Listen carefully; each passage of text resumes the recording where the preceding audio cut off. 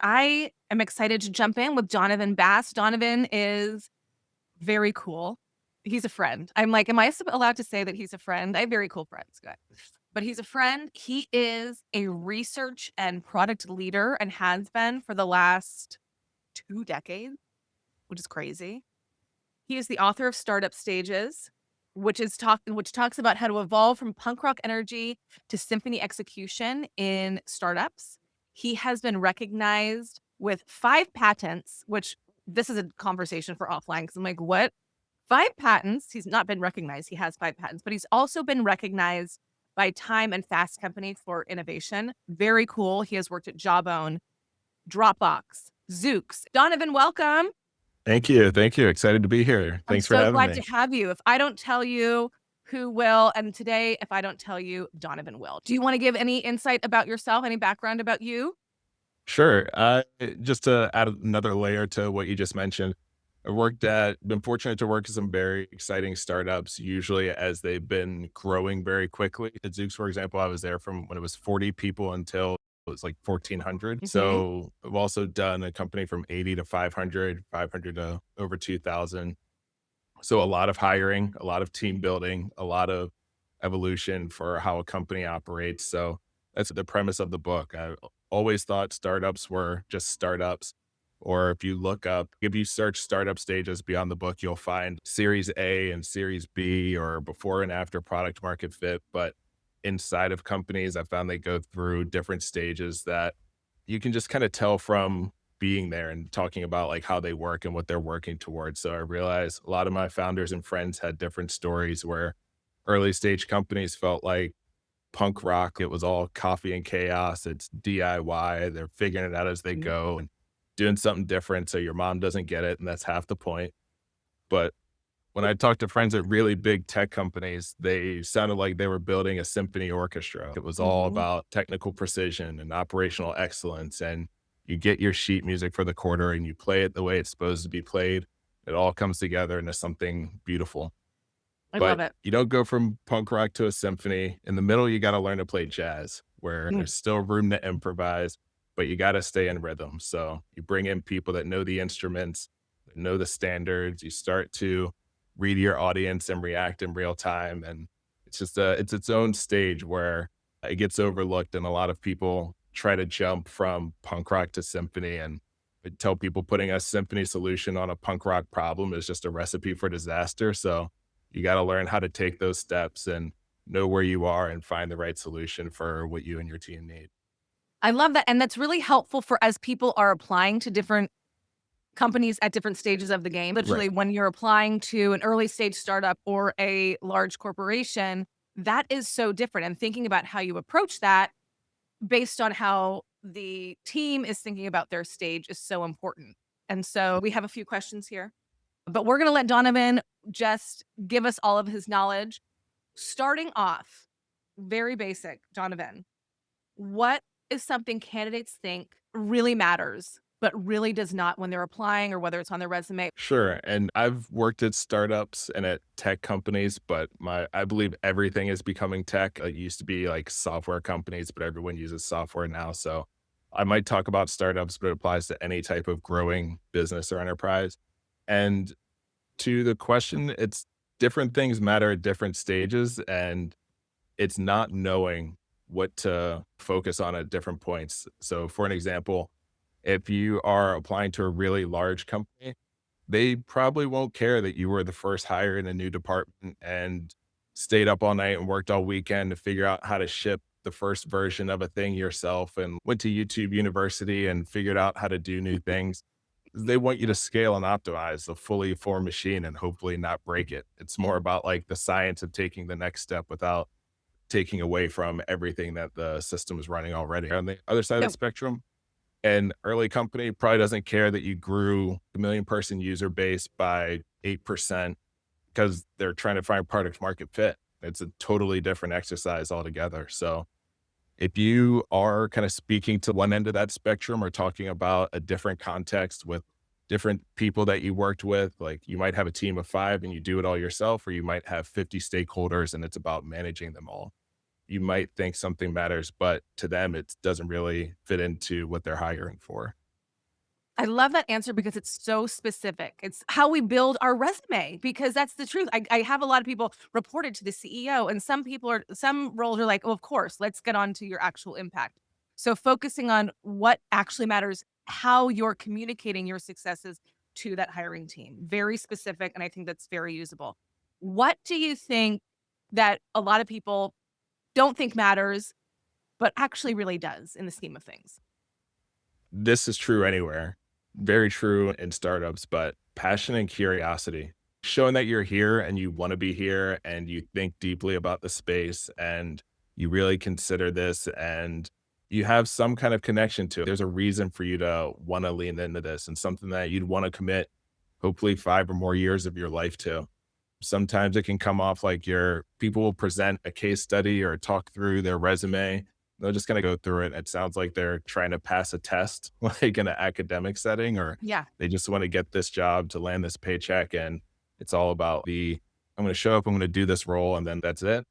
But if you show that you care about this and you think about it and you're really bought into it, sometimes that's mission driven. In the book, I talk about visionaries, missionaries, and mercenaries. Mhm. And at the early stage, you need people who care, who really care about what you're doing and not necessarily just to work more hours, but that they think about it, that they're really drawn to it. And it's something that they will put more into it than just like when they have to think about it, but they show up with new ideas and have a lot of energy and excitement about what you're doing. Yes, plus 100. So much is hiring teams want you to want them.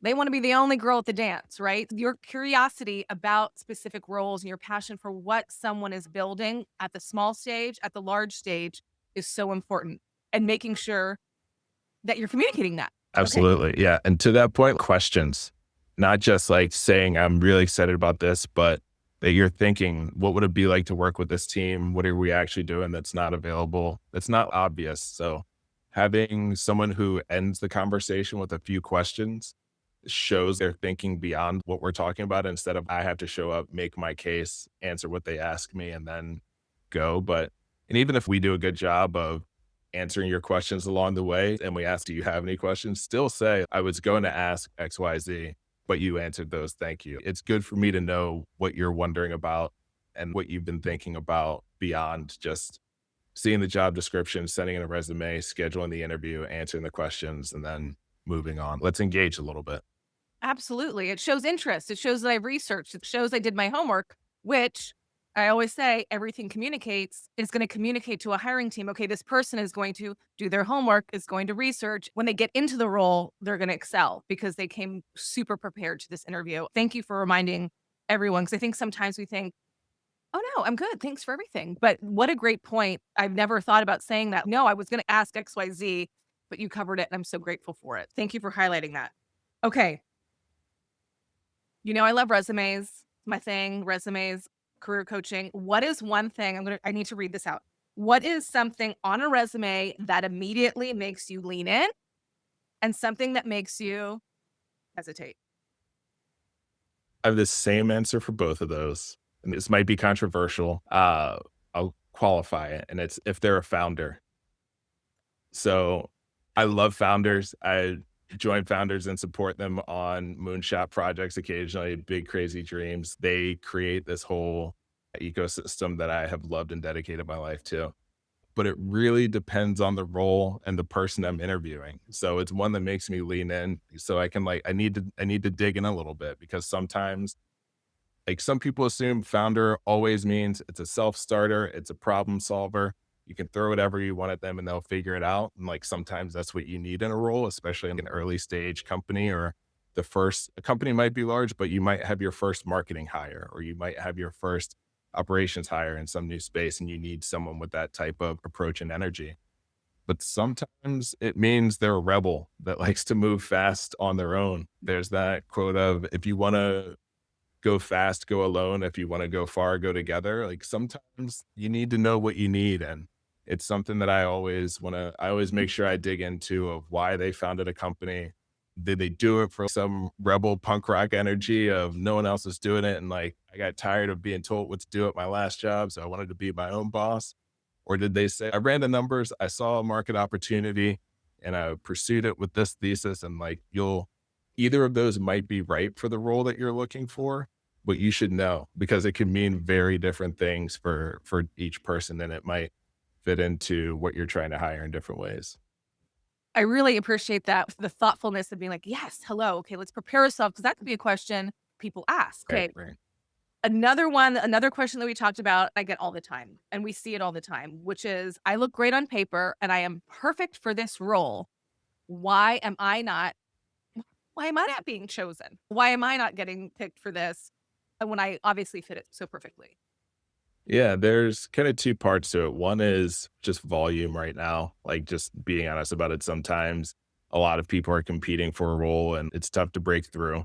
But best shot of breaking through I found is finding the right fits for your experience, for your interests, your passions, and like where that company is in that moment. You might be a perfect candidate for certain jobs. Like I mentioned earlier, if you've taken a million person user base and improved it by 10% and optimized page clicks down through all the flows in your marketing funnel, that might be great for certain companies, but you might be thinking, I want to change and do something else. And that doesn't always translate, at least not on paper. On paper, it'd be perfect for more of the same or what you've done. But if you're Mhm. trying to pivot or expand the scope a little bit, try something new, you might need to tell the stories about the things you've done that suit that space. The opening epigraph of the book, opening quote is find out who you are and do it on purpose, which is a We Dolly love you, Parton Dolly quote. Parton.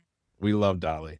But I believe in that so much. It helped this writing this was very much a clarifying exercise for me, like coming to the realization of this. And it really helped me be more intentional about my career path and what I wanted to do next. And it also really improved my hit rate when I started looking at places to apply. I could filter out more neatly. I could get a better sense of what might be a good fit. And then I had better conversations with the people I spoke to on interviews because we were connecting on the same types of challenges and the work that I'd done and how we would fit together. We weren't speaking different languages.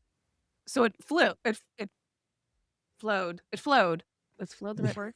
Yeah. Yeah, it was fluid, like your conversations, and then you just realize, "Oh my gosh, this is just working," and we love that. I talk about that all the time in my work with my clients as well as be strategic in where you're applying. Throwing spaghetti at the wall and the spray approach of I applied to 100 jobs this week and then wondering why is no one getting back to me. It goes back to the research and then making sure that one, you're aligned for the jobs you're applying for, that you're tailoring that resume to make sure you're speaking, to your point, the same language as what they're looking for when they're looking for it. And then having the right conversations even before you get into the interview. Like, how can you but get yourself in front of the right people and then have those questions where or have those conversations where people are thinking, oh my gosh, yeah, this person really gets it and we're jiving and now we can, Right, continue in right. our symphony. As an For interviewer, the best feeling is when you hear someone talking about their experience, you can just imagine them being on your team and solving those oh, problems for you. And when though like when you're simpatico, when you're aligned on they face the types of challenges that I've faced, they work the way that we work, they can jump in and make an impact right away and they won't be surprised or shocked by anything. You just get a lot more confident that you found the right person. And we think a lot about the industry that we work in. Like I do B2B SaaS or CRM building or the tech stack that you work with, but also think about the types of environments and the types of teams you've worked with. It's a very different, you learn a very different way of working if there's five people on a team versus if there's 50 or 500 and the different stakeholders and managing across teams and keeping everyone coordinated or managing up and down through different layers of hierarchy. If it's totally flat, you're not going to get as much use out of that skill set. And if it's something you like to do, you're not going to be able to do it as much. So just getting a sense of where a company is and what their working style is can help you make that connection and improve that hit rate. and this leads me also to a point about informational interviews. I have clients ask a lot of times, "What do you think about this?" And I think, you know who'd be great to ask?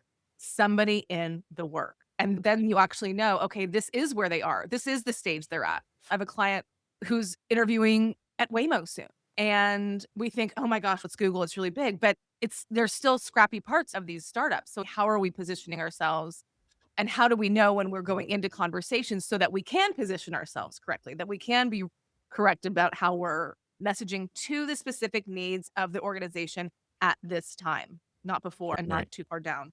Okay, we're near time. So, last question that I'm asking everybody, and I know that you're prepared for it.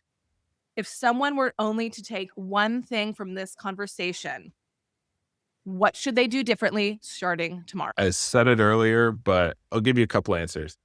Like philosophically, I deeply believe in the find out who you are and do it on purpose. Think about your full work experience and where you fit in and what you want to do and what you enjoy about not just the type of the tasks of your role, but the type of environment, the type of team that you like to work with.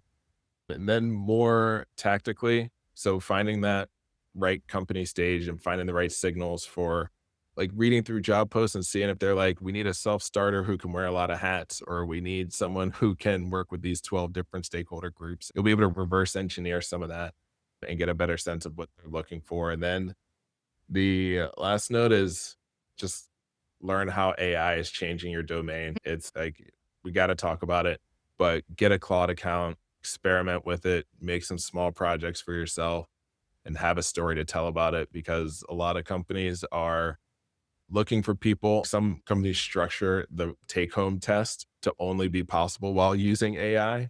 And like you can't possibly complete it manually. So like Mm, there are little signals that the companies are starting to looking for. And you don't have to be an AI expert. But at this point, if you have zero experience with it, it probably feels like you're avoiding it. And a lot of companies are still figuring out how it fits in, and they want people who can adopt and are open to learning whatever new policies and practices come up at their company, or who might be a new creative mind or someone who's tried something that can help pull everyone forward. I know it's a whole topic right now, it's a whole thing, but check it out. Don't go in with zero. It's becoming more of a we don't know the answers yet, but it is a question. and what a perfect time to start something. You're not behind. We're not behind. We're Right. right on time with it. So, learning now, I was at a conference last week and I was like, why am I still using AI to tell me what I should make for my cooking club? I need to be out there vibe coding, as it were, what the young people are doing. No, but also I am not using I am not using AI the way I should. And so I'm so glad you brought that up because these getting your hands dirty, figuring it out, you're at the right time. You're not at all behind. None of us are behind. Like you said, we don't even know the answers to the questions, but we're going to start asking them. Okay, everyone, Donovan Bass, startup stages. You can find it at startupstages.com. You can even chat with the book if you're like, should I do this book? But what I like about this before we stop is that he actually has questions that hiring teams can ask. So that would be really helpful for interview prep as somebody applying, but also maybe as a new manager or whatever it might be as you're thinking through. So, Donovan, thank you for Yeah. joining. One note, startupstagebook.com, Startupstagesbook.com. Thank you. or We just got one. Google it, Google my name, go on Amazon, search for it, you'll find it. Thank you so much for being here. We'll see you next time. Thank you, Donovan. Yeah, this is great.